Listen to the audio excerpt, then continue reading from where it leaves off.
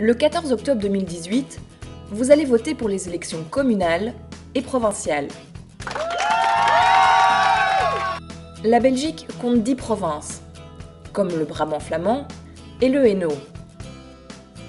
Les communes sont bien plus nombreuses. Il y en a au total 589, 308 en Flandre, 262 en Wallonie et 19 à Bruxelles.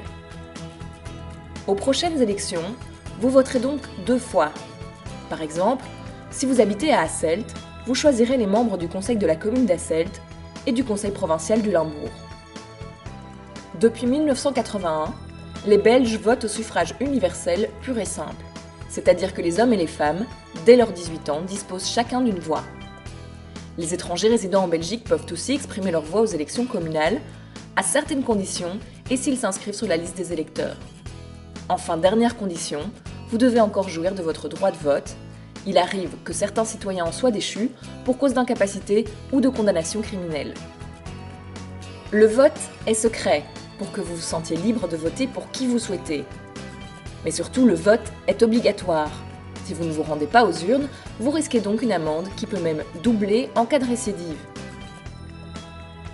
Pourtant, aux dernières élections communales en 2012, 17% des électeurs n'ont pas été votés à Bruxelles, contre 12,3% en Wallonie et 8,5% en Flandre.